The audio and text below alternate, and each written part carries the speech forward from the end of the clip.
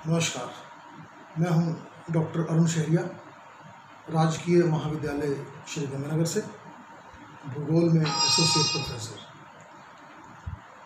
आज हम बात करते हैं गंगानगर ज़िले की पर्यावरणीय समस्याओं पर।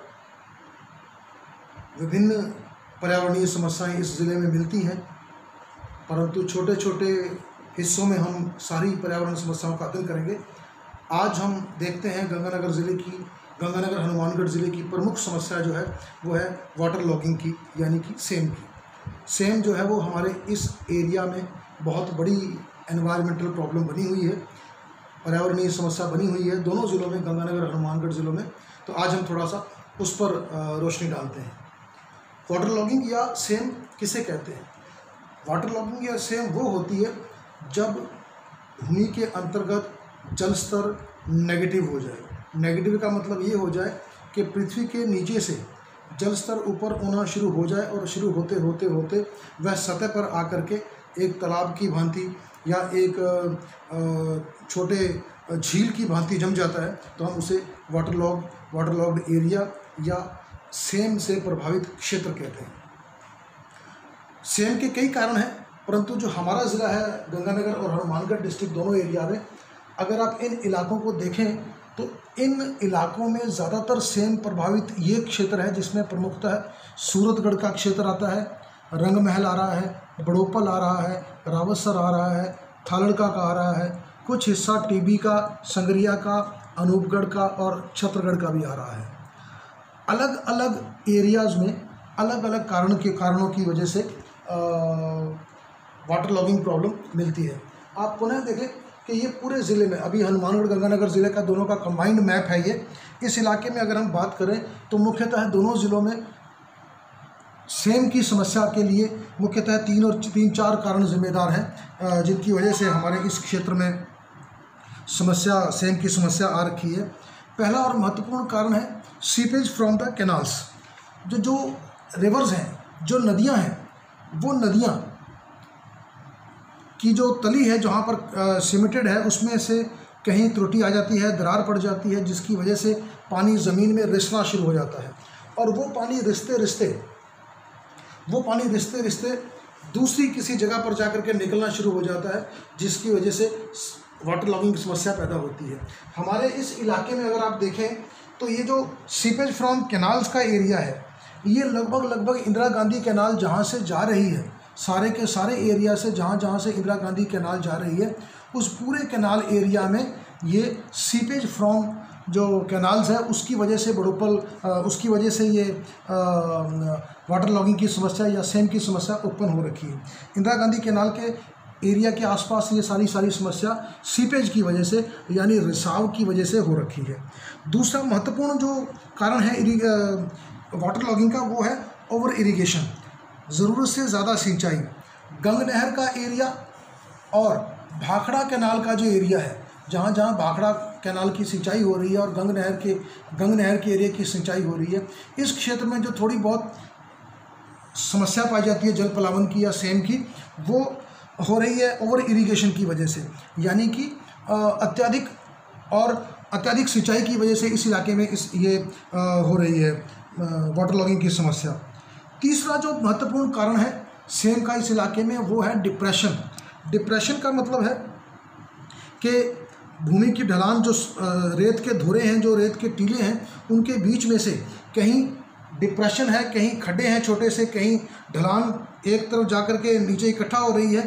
तो वो जो डिप्रेशंस हैं, पानी आसपास के इलाकों से आकर के अंदर ही अंदर आता है और वहाँ पर ढलान की ओर जाते जाते जहाँ पर खड्डा मिलता है, जहाँ डिप्रेशन मिलता है, वहाँ पर पानी इकट्ठा होता रहता है।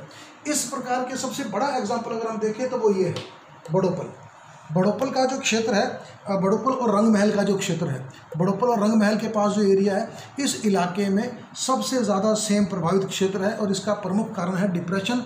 यहाँ पर रेत के दौरों के बीच में डिप्रेशंस हैं, आसपास के इलाके से पानी ढलान की ओर आते आते इस क्षेत्र में जाकर के इकट्ठा होता है। इसलिए ये सबसे बड़ा गंगानगर हनुमानगढ़ ज़िले में सबसे बड़े जो वाटर लॉगिंग से प्रभावित क्षेत्र हैं, उनमें ये बड़ोपल और रंगमहल है, जिनका प्रमुख कारण है डिप्रेशन की वजह से।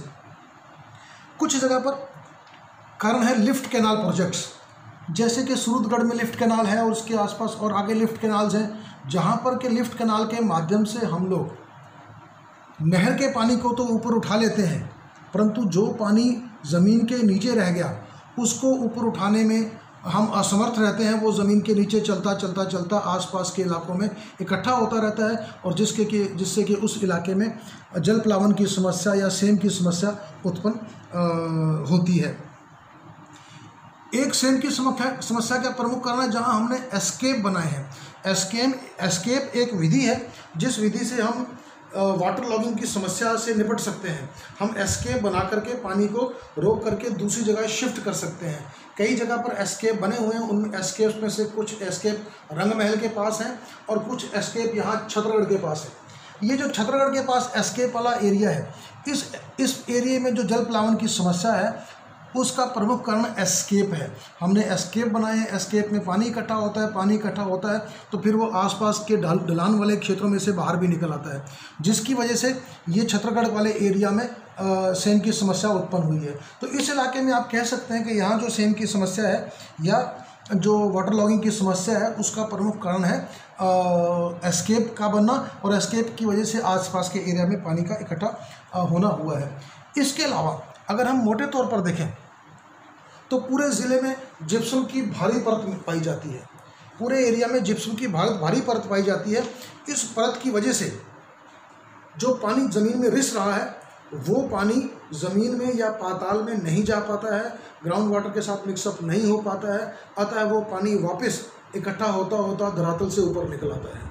तो जहाँ जहाँ जिप्सम की परत पाई जाती है उस इलाके में भी सेम की समस्या आ रही है, क्योंकि जिप्सम जो है उस पानी को नीचे नहीं जाने देता और वो कई इलाकों से बाहर निकल आता है। तो ये जो सेम के प्रभावित इलाके हैं हमारे डिस्ट्रिक्ट्स में, इसके मुख्यतः 3-4 कारण आपको बताए हैं, जिसमें कि एक तो ओवर इरिगेशन है, एक जो है सीपेज फ्रॉम कैनाल है, एक है डिप्रेशन, एक एस्केप है जहाँ पर एस्केप बनाने की वजह से आता है सारा का सारा। अब इनसे निपटने के उपाय क्या हैं? सेम से कई तरीक़ों से निपटा जा सकता है। जैसे एक तो हमने अभी कहा कि एस्केप बना करके उस इलाके का पानी किसी दूसरी नहर में डाल दिया जाए।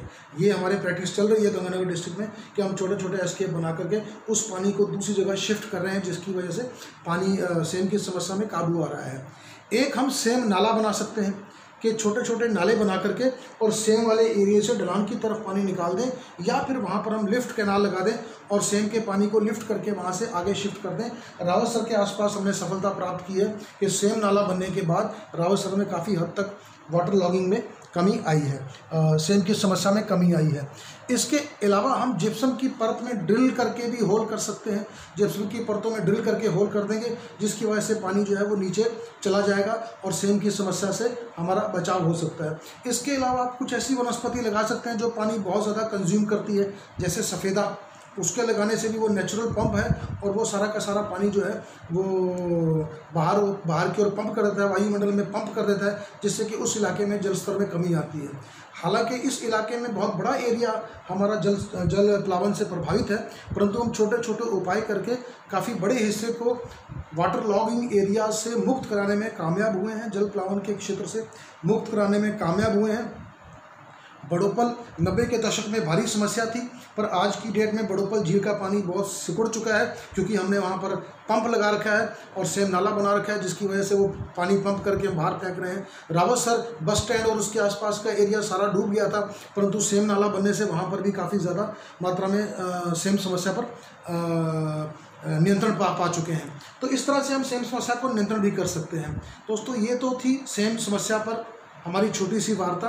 अगली किसी कक्षा में एक और पर्यावरणीय ज़िले की, गंगानगर हनुमानगढ़ ज़िले की किसी और पर्यावरणीय समस्या के साथ हाजिर होंगे। तब तक के लिए थैंक यू, बाय बाय।